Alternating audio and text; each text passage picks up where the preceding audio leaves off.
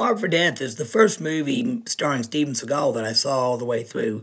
I'd heard of him before watching it, and seen a few fight scenes from some of his movies, but never watched any of them all the way through because I didn't really. I first heard of Steven Seagal the same year when I first started seeing those clips back in 2006, so it's 20 years ago. And I watched it on Fox Movie Channel. Yeah, when FXM used to be Fox Movie Channel, they showed movies commercial free all day long. They showed the classic ones during the day and more modern ones at night. And that was back when that channel was awesome, but now it sucks. Anyway, um, they would do this like Friday night triple feature every Friday night that I would look forward to, and one Friday they were doing a triple feature of Mark for Death, and I was like, okay, I gotta see this, and the I recorded it, watched it all the way through. Sadly, I don't have the tape anymore, but I enjoyed it very much. In it, Steven Seagal plays a DEA agent named Hatcher, who's after his most recent bust in Mexico, his partner is killed in an ambush, and he has to kill this woman in self-defense, and he feels guilty for both those things. So he goes to church, confesses to a Catholic priest. The priest advises him to retire and go live in peace with his family back home, and Seagal agrees. So he retires and goes back to his hometown, reunites with his sister and his niece and his old army buddy, who's the high school football coach. His army buddy is played by Keith David, and I don't remember the character's name, so I'll just say Keith David. And I'll call Steven Seagal by his character name, Hatcher.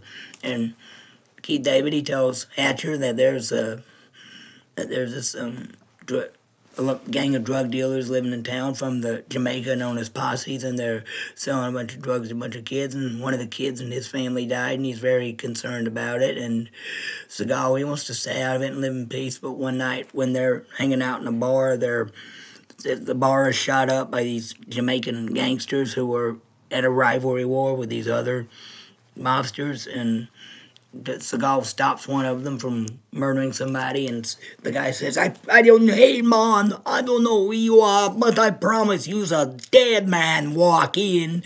Seagal's like, so what else is new? And knocks him out, and the police come and get him, and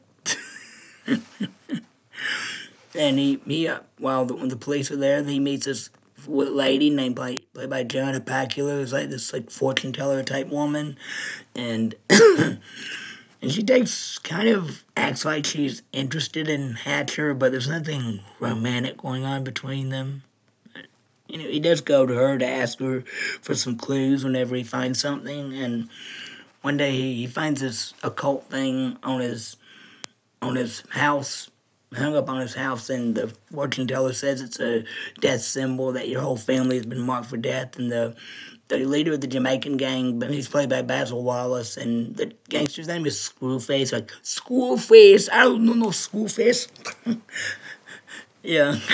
And, okay, so then the next day, Seagal's house is shot up by the Jamaicans, and his niece is wounded, so they take her to the hospital, and his sister blames him on it because he interfered at that bar. So Seagal and his old army buddy, Keith David, they take the law into their own hands, become a two-man army, and take down the gangsters with this Jamaican cop who's in town trying to bust the gangsters that are there, that are in connection with the crime bosses in America, and they make a pretty good team. There's pretty good action, a lot of car chases, fist fights. I especially love the fist fight in the jewelry shop after the car chase that leads into a shootout, and the fist fight in the jewelry shop with Seagal just tears them up one by one. Like, you mess with my family, you die. And I became a huge Seagal fan since. And I like the scene where they test out their weapons before they go to the island to confront the rest of the gangsters. Like, when he tests out his machine gun, he said, this is my silent partner, because the guy signs there, and he goes, and he does a sniper rifle. Yes, it's a sniper rifle Lance partner. And but what's disappointing is that when they go to the bad guys' hideout on the island, Seagal doesn't get to use his machine gun. He uses his sniper rifle, but not the machine gun. Maybe there's a deleted scene they let out, but no.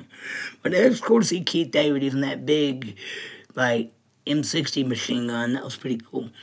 And when he goes into Screwface's hideout, him and a couple goons ambush him, and they try to kill him in this ritual sacrifice. Like, Seagal breaks free, and he overpowers and disarms Screwface and kills him, and then he decapitates him, and they go back home, and then they tell the rest of the gangsters, they show him the Screwface's head and say, your boss is dead, now get out of town. But Screwface, he